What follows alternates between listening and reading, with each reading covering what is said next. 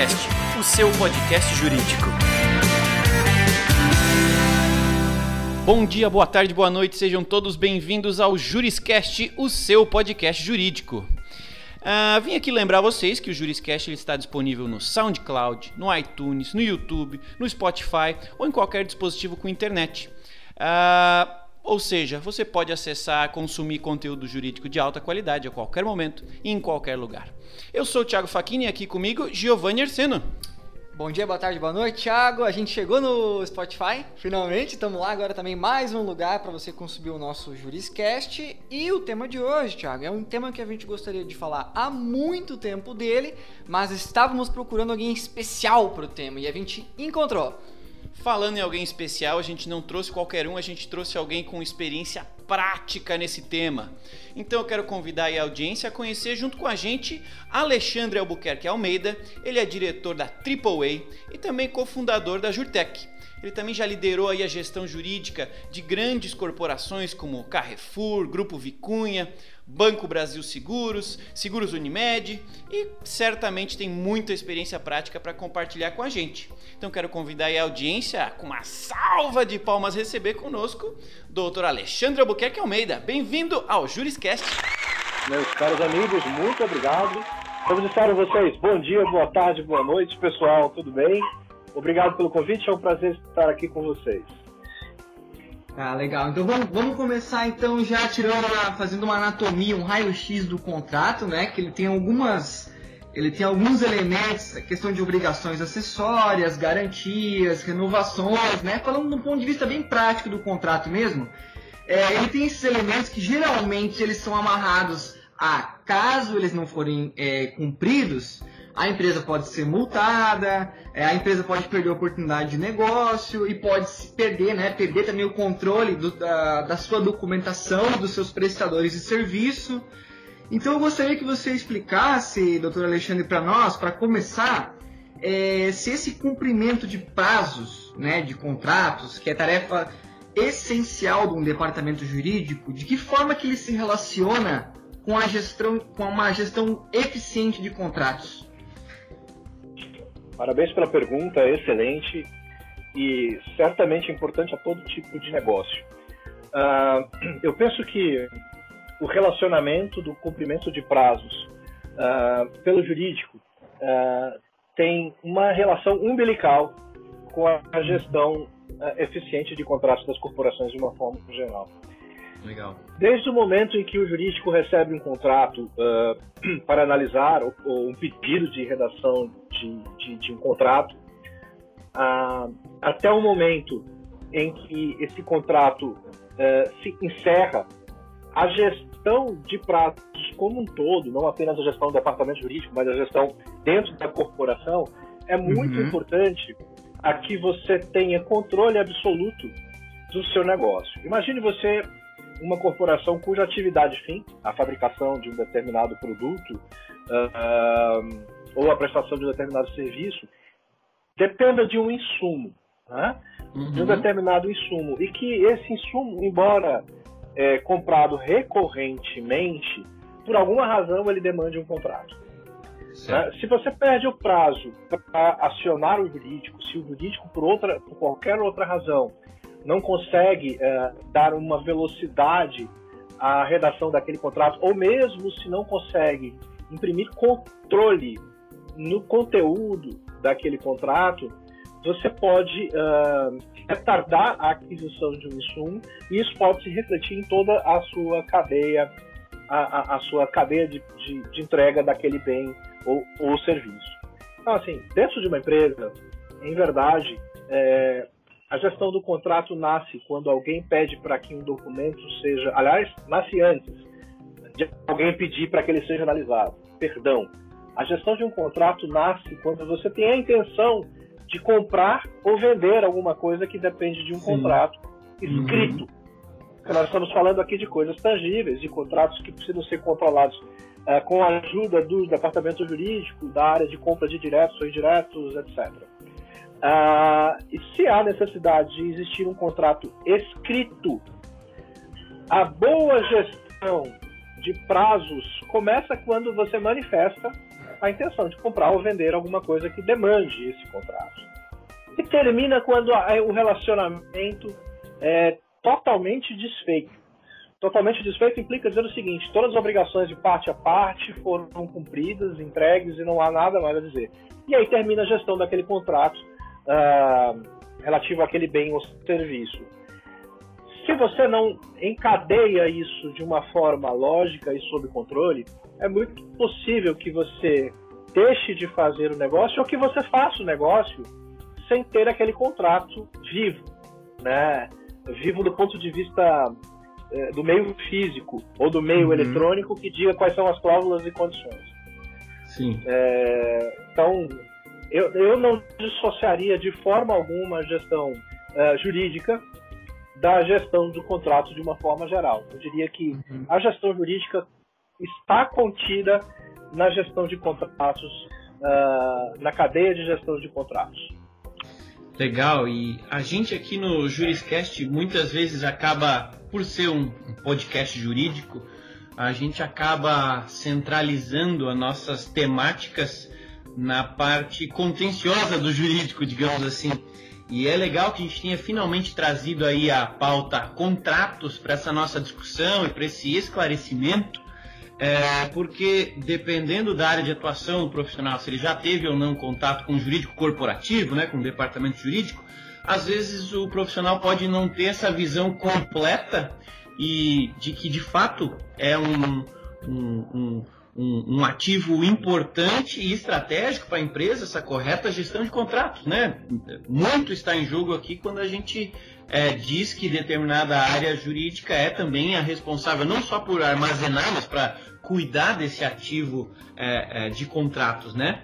E você, em específico, é uma pessoa que tem muita experiência prática em empresas de ramos variados, né? Empresas grandes, mas variados, como por exemplo, você já trabalhou lá com os seguros Unimed, mas também no Carrefour. Então, considerando essa tua experiência, digamos que ampla e mista, eu queria pedir a tua opinião sobre o seguinte item. Você acredita que em empresas, né, a nossa audiência é jurídica, tem aqui advogados de escritórios, como tem gente também de departamento jurídico. E na sua visão, você diria que tem uma distinção em termos de demanda de acordo com o segmento em que a empresa atua, ou o volume que vai dizer o peso que a gestão de contratos vai ter para cada empresa e é isso aí apenas? Qual a tua opinião sobre esse item? Olha, o tipo de empresa em que se atua dirá muito sobre a natureza da gestão de contratos necessária. É claro que se você trabalha numa empresa altamente tecnológica e com pouca necessidade de comprar insumos no Brasil ou no exterior, com contratos que possam ser negociados, você acaba ancorando a sua atividade, a sua gestão de contratos em práticas comoditizadas, estandarizadas, que você muito pouco tem a negociar, a modificar, e acaba se formando ali um contrato, uma espécie de contrato conhecido como um contrato de adesão, em que seu poder de negociação das cláusulas e condições da prestação do serviço ou do recebimento do bem é muito limitado. Mas eu diria para você o seguinte: na medida em que você precisa controlar as suas relações com os seus stakeholders, independente do volume ou do tipo de empresa, a gestão de contratos sempre tem algo a agregar. Mesmo que você tenha um volume pequeno, mesmo que você seja de uma indústria de qualquer tamanho, que tenha uma demanda de customização de contratos muito pequena, você gerenciar bem os seus stakeholders, os seus prestadores de serviços, os seus parceiros, certamente influenciará no sucesso do teu negócio, minimamente no sucesso financeiro da tua estratégia. Show! E complementando até essa pergunta que eu acabei de fazer, né, sobre o porte da empresa ou o volume de contratos que ela possa ter, independente disso, né, você está muito por dentro aí dessa recente Lei Geral de Proteção de Dados. Como é que você vê a entrada desse cuidado extra com as nossas relações e a associação dele agora com a gestão de contratos? O que a gente precisa tomar cuidado? Muito bem. Eu acho que o primeiro ponto a estabelecer é a proteção de dados pessoais, que é a norma que você acaba de falar, diz respeito aos dados das pessoas físicas. Na medida em que eu tenho um relacionamento que envolva pessoas físicas, eu preciso cuidar de usar os dados ou as referências que possam identificar uma determinada pessoa para exatamente o propósito que eu ajustei. Onde eu vejo uma repercussão razoável da norma de proteção de dados na União Europeia e no Brasil na gestão de contratos. Legal. Nos dados pessoais dos signatários dos contratos, representando ou não pessoas jurídicas, e na utilização que eu darei àqueles dados pessoais, que não poderá ir além das finalidades expressamente consignadas no contrato que eu firmei. Então, muito pouco provavelmente alguém usará um contrato assinado com legítimo interesse e um objeto lícito para tentar manipular alguma informação sobre alguém. Só que aquelas informações pessoais, e na medida em que elas podem identificar as pessoas físicas, elas devem ser armazenadas e tratadas sob meios seguros, né? Meios que impeçam o vazamento, meios que impeçam o roubo, meios que possibilitem, enfim, uma boa gestão daqueles dados pessoais. E na medida em que eu usar aquele banco de dados, por exemplo, para compor com o meu banco de dados de clientes, e identificar potenciais clientes nos contratos que eu firmei com os meus fornecedores. Eu estou, por exemplo, numa empresa que vende sapatos, e eu posso usar todos os contratos com as minhas empresas de limpeza, conservação, vigilância, procurar identificar os empregados dessas empresas e até os representantes dessas empresas que assinaram um contrato, para verificar se eles são meus públicos-alvos e me relacionar com eles no meu mail, no WhatsApp, whatever. Enfim, se eu farei isso com dados que eu obtive através daquele contrato, eu preciso, antes de tomar qualquer medida, pedir autorização dos detentores dos dados pessoais. E não se confunda que eu peço autorização à pessoa jurídica com quem eu me relaciono. Não, eu preciso pedir a aprovação e declarar o motivo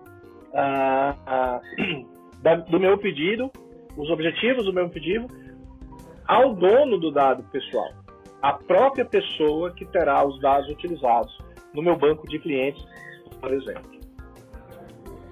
Legal.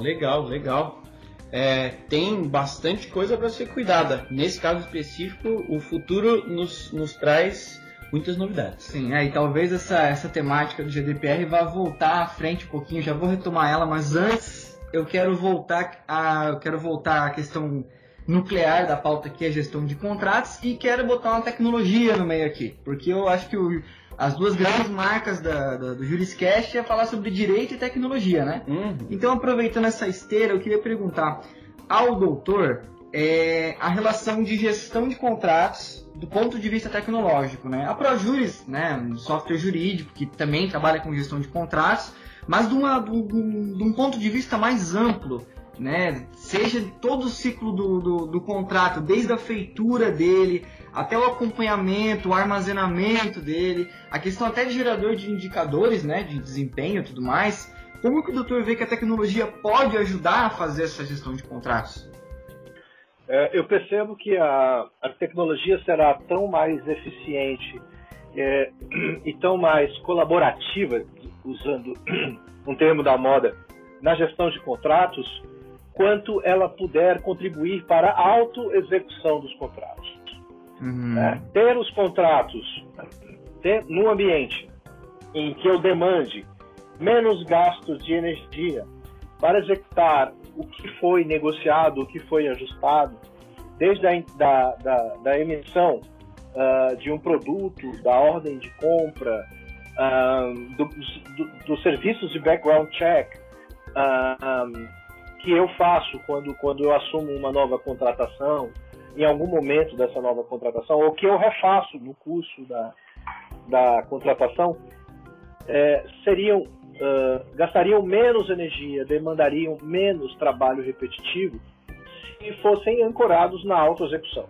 Hoje os smart contracts ajudam muito nesse aspecto e é um ponto que eu vejo a tecnologia jurídica muito pouco assertiva e muito pouco capaz de ajudar. De outro lado, o que a gente percebe é que há abismos entre os departamentos jurídicos, os departamentos de compras indiretos, os clientes do jurídico, de uma forma geral. As pessoas entendem que quando o jurídico adquire uma ferramenta, e acho que em muitos casos ela é vendida dessa forma, ela é a ferramenta do jurídico, e não a ferramenta da corporação. Sim. Que é aquela ferramenta que integra todas as áreas dentro. Eu não vejo por que alguém precise fazer uma RFP, por exemplo, fora do sistema de gestão de contratos. Seria muito mais razoável que a RFP fosse elaborada e fosse disponibilizada a possíveis fornecedores diretamente através do sistema. Que esses fornecedores conhecessem o conteúdo daquela RFP, que esses fornecedores se habilitassem, tá? Através daquela ferramenta para prestar as informações, demonstrar inequivocamente a aderência entre a sua empresa e a empresa que quer comprar o seu produto ou serviço, e todo o processo desde ali seguisse dentro do sistema. Ou seja, quando eu quero comprar alguma coisa, eu abro o meu sistema, digito as condições, reúno as áreas clientes, porque não é geralmente só a área de compra de diretos ou indiretos que define, né? Essas áreas compram para todas as empresas, então elas também têm clientes internos que ajudam a definir qual é o objeto de uma compra, e essas pessoas poderiam todas se reunir, discutir, validar com alçadas através das ferramentas de gestão de contratos. De modo que quando o processo de escolha de um bem, de uma compra, fosse finalizado, todo o histórico, todos os dados necessários para que o contrato seja feito com assertividade, segurança e melhor tempo, já estão no sistema que gerirá as cláusulas contratuais subscritas a partir do momento que elas forem aceitas por todos. Pegando um gancho do que o doutor falou, você vê que essa integração entre os departamentos, né, esse relacionamento entre o jurídico com outros departamentos, também pode vir a ser um problema dessa gestão de contratos? Sem dúvida alguma. Sem dúvida alguma. Quando nós temos que as partes, que dentro de uma empresa, dentro de uma corporação, as diferentes áreas se sentem como ilhas em relação àquele contrato, eu perco, por menor que seja o índice, o tamanho, mas eu perco alguma eficiência, eu perco energia num processo que poderia ser mais fluido e mais fácil. Por quê? Porque as áreas se pensam de forma estanque. Elas não se veem como todas elas gestoras do resultado daquele contrato. Sim. E ainda em relação à tecnologia jurídica, né? Como a gente se relaciona aqui na ProJuris com o mercado de departamentos jurídicos, a gente sabe que apesar, né, de sermos entusiastas da tecnologia e reconhecemos muitas vantagens, nem sempre é assim nos departamentos, né? Tem uma questão de cultura, de trabalho, etc., que tá até havendo um movimento agora, né, de abertura de olhos para esses sistemas, tudo mais, ainda é muito manual, né? Então tem muito departamento jurídico que o controle de contratos é feito via planilha Excel ainda. né?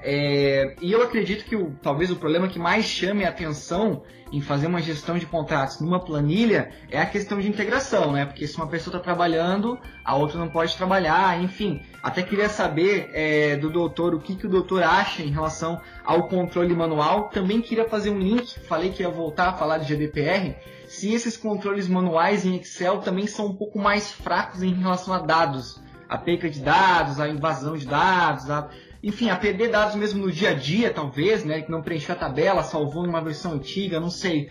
Como que o doutor vê, quais são as consequências, talvez, dessa gestão manual, né, feita? Acho que nós deveríamos dividir esse ponto em 3. O primeiro ponto a gestão manual pode ser uma solução perfeitamente cabível. Eu não vejo por que ela não seja uma coisa possível, né? Se eu tenho uma microempresa, como no caso a minha, que tem 1 ou 2 contratos por mês, vendo com otimismo, eu não vejo por que ter uma ferramenta específica para gerir contratos. Ela pouco me agregaria, a menos que fosse uma ferramenta que eu tivesse como serviço e não como software que eu tenho que comprar licença, implantar e tal. E aí talvez na casa do serviço isso faça todo sentido para uma micro ou pequena empresa, né? E faça sentido também para o fornecedor, porque em que pese a tendência de faturamento como o serviço seja menor do que a tendência de faturamento como venda de licenças de software ou até de serviços de implantação, que custam alguns ser mais caros, de outro lado é escalável, porque a quantidade de negócios, formais ou informais, grandes ou pequenos no Brasil, certamente traz em si uma demanda reprimida por boa tecnologia na gestão de contratos. Mas voltando ao ponto da nossa discussão, é claro que se eu resolvo fazer isso manualmente, eu estou mais inseguro, né? Eu não falo apenas do controle do prazo, da gestão do prazo, porque eu posso ter uma coisa artesanal e o controle nas minhas agendas, no meu telefone, nos meus devices, enfim. Mas a minha capacidade de proteger aquilo que é físico, aquilo que é manual, é mais restrita, é mais limitada do que a capacidade de proteger aquilo que está em ambiente digital. Nós não temos dúvidas, as empresas desenvolvem de uma forma geral tecnologias, ferramentas, meios de proteção e de armazenamento seguro, coisa que tem ficado para trás no modelo analógico, digamos assim. Agora, honestamente, eu não recomendo que nenhuma empresa perca de vista a necessidade de ter alguma forma de gestão.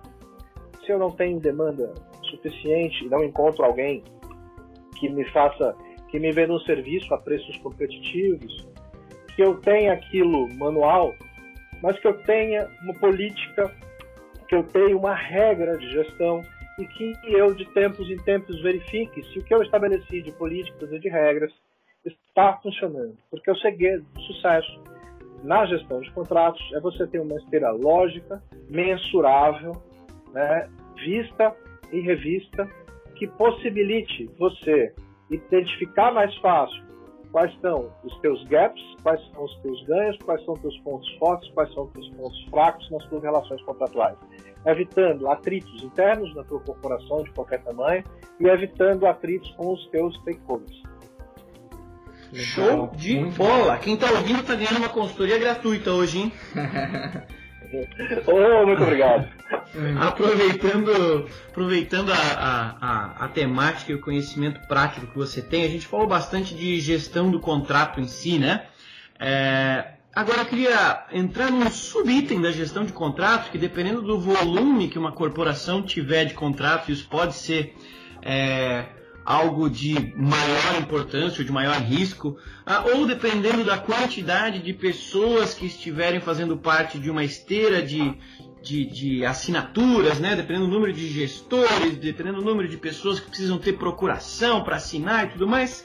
Eu quero falar agora sobre as assinaturas dos contratos em si, né? Esse subitem dentro do tema gestão de contrato, mas quero entender de você a sua percepção sobre qual o risco, né, que o jurídico corre quando ele precisa também controlar não só os contratos, seus prazos e tudo mais, mas as assinaturas desses contratos, né? Como é que o jurídico pode trabalhar de maneira profissional e eficiente as assinaturas desses documentos, né? Para garantir que de fato nada vai se perder, nenhum documento vai se perder, nenhum documento vai ser assinado por, né, sei lá, quem não pode assinar, sei lá. Qual a tua opinião sobre esse tema? Muito legal. Eu acho que nós temos duas questões aí. A primeira questão é a questão da circulação física ou da circulação eletrônica do documento para assinatura. Né? Evidentemente que se nós temos uma circulação física, nós temos o documento precisa ir de casinha em casinha, entenda a casinha como cada departamento que deve de alguma forma interferir, rubricar e assinar aquele contrato. Nós teremos uma gestão muito mais frágil, uma gestão muito mais difícil de fazer, em especial em grandes corporações, porquanto a rastreabilidade daquele documento, mesmo que você ensine um chip, um código de barra, alguma coisa do gênero, ela acaba ficando mais restrita e, portanto, mais sujeitas a, no mínimo, atrasos, né? Quando não perder o documento com a necessidade de geração de um outro. Então, comparando a circulação física do documento com a circulação eletrônica é muito mais eficiente. E não há por que, hoje em dia, se fazer a circulação de um documento físico numa corporação que tenha um departamento jurídico minimamente organizado, que tenha normas de alçada minimamente definidas. E nós já conseguimos extrapolar essa circulação física, fazendo um switch para a circulação eletrônica, mesmo para fora dos muros da nossa corporação. Nós conseguimos interagir com a empresa que nos venderá algo, ou comprará algo de nós, eletronicamente. O ideal é que as plataformas jurídicas sejam cada vez mais plataformas de relacionamento, né? B2B ou B2C não importa, mas o que faz mais sentido é que exista a possibilidade de colaboração para a construção daquele contrato, e nada mais é do que um acordo de vontades entre duas ou mais partes. Isso, na escala da circulação eletrônica, é muito mais fácil, inclusive mais seguro, né?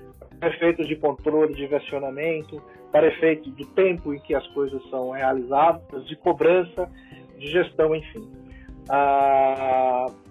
E de outro lado, quanto às assinaturas, se nós pensarmos bem, na medida em que a tecnologia, a certificação digital e, sobretudo, na medida em que nos chega o blockchain, que é uma forma indelével de um registro eletrônico, sobretudo nessa época, é muito mais razoável que as corporações comecem a pensar e se organizar em ter as suas assinaturas também nesse ecossistema eletrônico, com a certificação digital ou com o blockchain. Notem, eu acho que tem uma coisa importante para a gente pegar. Primeiro, a gente dividir o universo dos contratos. Nós temos contratos repetitivos em qualquer corporação. Aquele contrato que você faz todo dia, o tempo todo, e ele pouco muda. Cito, por exemplo, os contratos de limpeza, de conservação, os contratos de vigilância, que você, dentro de uma corporação, tende a fazer mais com um padrão mais engessado, com menor quantidade de alterações. Muito bem. Esses contratos, eles começam a acontecer não quando você os assina, quando você os aceita, começam a acontecer quando as obrigações de parte a parte nascem. Então, assina um contrato hoje, amanhã o pessoal da limpeza começou, o contrato começou. Se as pessoas da limpeza foram exatamente aquelas pessoas, executaram exatamente o serviço que eu contratei, né, se a quantidade de lojas atendidas para efeito de obtenção da limpeza foi exatamente aquilo que eu contratei, por exemplo, a contestação do que está da assinatura do contrato será um problema de pouca razão de ser. E o que a gente percebe muito é que nesses contratos mais corriqueiros, pouco se discute se quem assinou podia assinar e tal, etc. Se discute se o serviço foi prestado, a qualidade em que foi prestado, o tempo em que foi prestado, e se discute até o valor que foi acordado. Mas raramente se discute se ele foi assinado por quem podia ou não podia assinar. Então, nesse tipo de contrato, essa espécie, com muito mais razão, não se deve jogar tanta atenção na discussão sobre a assinatura, quanto mais quando nós fazemos assinaturas certificadas ou nós fazemos assinaturas através de blockchain, que são capazes de identificar a geolocalização do detentor daquela assinatura, o endereço IP, né, a máquina, então formando toda um arcabouço de pontos que demonstram que quem assinou era realmente alguém com quem eu vinha negociando aquela prestação de serviço. Existem aqueles contratos especiais, aqueles contratos que são mais raros, são mais difíceis de ver. Então, se você, caro ouvinte, ainda tem dúvida se uma assinatura digital, se uma assinatura de blockchain é ou não é válida, essa dúvida eu não tenho, mas se você, caro ouvinte, tem, ok, você pode implantar um sistema de assinatura digital para todos aqueles contratos que você faz muitas vezes, repetidas vezes, em grandes mudanças, e tornar o seu processo muito mais fluido, muito mais rápido e com altíssima eficiência. Eu quero aproveitar que a gente entrou no tema de gestão de assinaturas, né? E quero voltar, eu falei essa palavra, joguei no ar, né?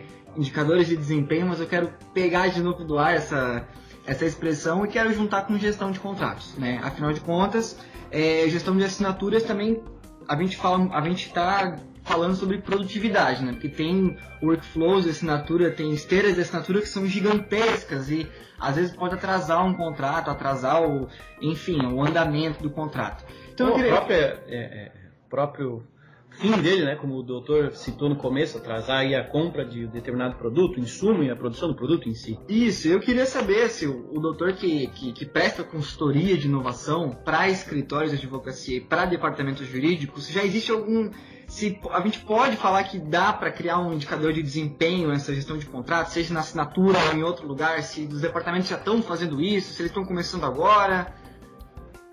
Olha, eu acho que já existem. Eu conheço algumas empresas que têm indicadores para isso.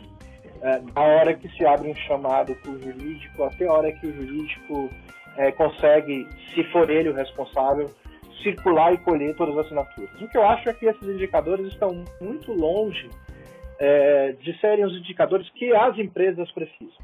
Então, legal. Eu convido a todos a olhar um contrato de modo mais holístico, né? Um contrato que eu demorei para formatar ou demorei para assinar pode impactar do meu fluxo de caixa até o meu fluxo de produção. Né? Então, assim, se eu acelero, se eu não tenho, ou se eu atraso um contrato demasiadamente e aquilo que era para ter sido resolvido em janeiro será resolvido em julho e eu não me comunico adequadamente com as áreas financeiras, com as áreas de controle de orçamento, eu tenho um problema no meu budget, que não é um problema exatamente de fluxo de caixa, mas é um problema de ter uma visão do que iria acontecer, do que seria gasto a partir da assinatura daquele contrato, que algumas empresas consideram o seguinte: se eu não realizei o budget de janeiro inteiramente, deixei valores sobrando ali, esses valores foram incorporados ao resultado e acabou, eu não tenho mais o budget, né? Por outro lado, se eu não aviso ao caixa que eu atrasei a demanda daquele contrato, ele também não se prepara para fazer o pagamento que seria em janeiro, em julho. Também não há uma previsão de volumes disponíveis em conta corrente para fazer frente àquela obrigação que restou atrasada. Se eu deixo de comprar um insumo super importante no momento certo, porque eu não fui eficiente em circular aqueles contratos, eu posso comprometer a minha produção, e para evitar comprometer a produção, eu posso obrigar a área de supply chain a comprar insumos não planejados, de forma não planejada, e comprar por tanto mais caro do que ela havia conseguido negociar naquele contrato específico. E aí eu faço um processo para dispensa de assinatura de contrato, porque é uma compra emergencial que decorre de uma falha na gestão de contratos da gestão ordinária. Curioso, né? Sim. Então, eu gostaria de convidar a todos a não olhar para a questão do prazo da assinatura, mas para a gestão holística. Como a atitude do jurídico pode repercutir em tantos setores, em tanto resultado, e quanto cada jurídico, cada área de supply chain, cada área de controladoria das empresas que nos escutam pode contribuir para que isso seja mais fluido. Legal, é verdade. Através de uma plataforma que tem um alto poder relacional, né? Que me permita não só ter os meus contratos, como me permita identificar de um modo mais amigável as demandas judiciais, até o contencioso que resulta dos meus problemas contratuais, relacionando o contrato que está na minha plataforma à demanda, sem que necessariamente as pessoas precisem, elas, lembrar que existia um contrato e estabelecer um link, mas a ferramenta me ajudando. O que eu quero dizer para vocês é o seguinte: nós seremos tão mais felizes, tão mais eficientes e evitaremos tanto mais dispêndio de energia na gestão dos contratos, quanto nós formos capazes de enxergar que um contrato é a instituição de um negócio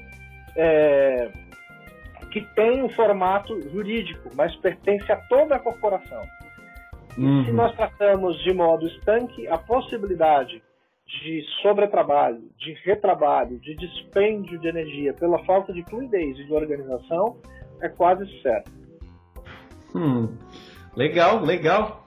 Para quem está nos ouvindo aí, a gente conseguiu ver na prática como que uma gestão de contratos feita de uma maneira não tão eficiente pode impactar aí a empresa como um todo, né? Diversas áreas além do próprio jurídico. E aproveitando esse ensejo e essa associação com a prática, a gente está se encaminhando aí para o final do nosso programa de hoje. Eu gostaria de perguntar para você, doutor, para quem está nos ouvindo agora, além de, obviamente, procurar a AAA depois que acabar aqui o programa, mas... E pesquisar sobre blockchain, né? E pesquisar um pouquinho sobre blockchain, que vai virar uma realidade em breve, muito em breve. Já está sendo mega discutido, já tem grandes cases no Brasil, inclusive. Então, é uma realidade, mas eu queria perguntar, além de procurar a AAA, se você podia dizer, dar para a nossa audiência aí, uma ou no máximo 2 dicas práticas de hoje, se eu quero começar ou se eu quero melhorar, o que eu tenho que olhar dentro da minha organização para ter um processo de gestão de contratos melhor ou mais bem estruturado. Por onde começar? Muito legal. Se eu começo um processo de contratos hoje em qualquer organização, a primeira coisa que eu faço é tentar identificar quais são os gaps que evitam ou que obstruem o perfeito match entre o jurídico e a área de compras e a área de supply chain, né? Essas são áreas as áreas de compras de diretos e indiretos são áreas que demandam muito do jurídico. Uma boa parte do fluxo de contratos e de obrigações parte dessas áreas. Mas é claro que existem várias outras, como o financeiro, que faz contratos de garantias, contratos bancários, as áreas de real estate, que alugam imóveis, que compram e vendem imóveis, enfim. Mas a primeira coisa que eu faria era identificar onde a cultura da empresa, no lugar de unir, separa aquelas áreas e quais são as dores que essas áreas possuem.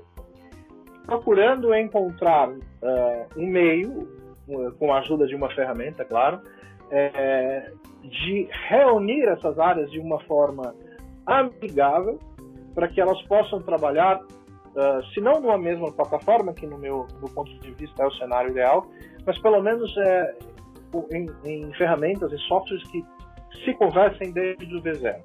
desde a hora em que uma RFP é feita até a hora em que o contrato é assinado.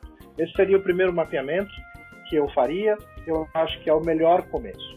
A partir desse mapeamento, se não for possível negociar uma ferramenta conjunta, eu procuraria escolher uma ferramenta com maior possibilidade de adaptação e de integração com as outras ferramentas. E eu procuraria enxergar essa ferramenta com base na sua adaptabilidade às melhores práticas de mercado. E não as melhores práticas que eu quero implementar sob o meu ponto de vista. Porque quando eu procuro customizar uma situação, quando eu procuro fazer alguma coisa que só eu penso daquela forma, eu tendo a tornar todo esse processo muito mais caro para a minha empresa. Quanto mais eu usar os standards, quanto mais eu usar o que mais gente usa, mais eu consigo escalar, menos esforço de implantação ou de aquisição de um serviço eu farei. Seriam esses dois passos. Show de bola! Isso sim que é aprendizado real e na prática. Gostei, estou muito feliz. Também tô. Porém, infelizmente, para todo mundo que está nos ouvindo, infelizmente está chegando a hora da gente terminar esse episódio do Juriscast. Então eu quero convidar para as suas despedidas, primeiramente, Giovanni, quais suas palavras para o Dr. Alexandre e a nossa audiência nesse belíssimo episódio? Bom, as minhas palavras para o Dr. Alexandre é muito obrigado, né? Que são as mesmas palavras para a audiência. Muito obrigado por ter nos ouvido até o presente momento. E também quero, né, enquanto o doutor estava falando, eu relembrei que no último podcast eu falei que ia fazer um quadro que era a frase do programa. Uhum. Como eu sou um bom cumpridor de promessas, eu anotei essa frase que o doutor falou. Para mim, ela vai diretamente ao ponto, à prática de uma boa gestão de contratos. Então, você que está aí, anote ela, tatue no seu braço, fala, né? Guarde ela para você. Ele falou o seguinte: o segredo do sucesso na gestão de contratos é ter uma esteira lógica e mensurável. Doutor... Agora é hora de botar palmas aqui no som, galera. Muito bom, acho que foi isso aí. Isso é um bom exemplo prático do que foi o nosso papo aí, muito legal, né? E, enfim, muito obrigado aí, até o próximo papo. Doutor Alexandre, muito obrigado. Palavras para a audiência. Palavras para a audiência. Pessoal, a gestão de contratos ajuda a evitar atritos. E atrito nos dois sentidos. O atrito físico, né, que é aquilo... A questão de você passar mais pesado sobre o chão, né? De você estar mais pesado para levantar voo, e o atrito com os seus stakeholders. A gestão de contrato ajuda a reduzir o peso, ajuda a reduzir a possibilidade de disputas com seus parceiros de fornecimento. Então, olhem para isso, para ajudar o negócio a voar mais alto, a voar mais veloz, e preservando todo o ecossistema que ajuda o seu negócio a fazer resultado. Caramba, que frase! Acho que eu vou mudar a frase do programa. Maravilha! Muito obrigado, doutor Alexandre. Meu nome aqui, Thiago Facchini, com certeza em nome do Giovanni, da nossa audiência que com certeza aprendeu muito com você.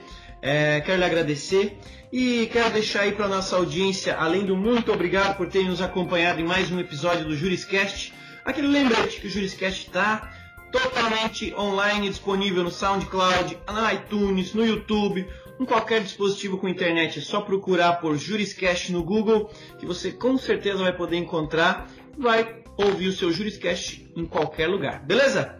Até logo, até o próximo episódio do Juriscast, o seu podcast jurídico. Tchau! Você ouviu o Juriscast, produção e oferecimento da ProJuris, líder no desenvolvimento de software jurídico para departamentos jurídicos de grandes empresas e escritórios de advocacia. Conheça mais em projuris.com.br.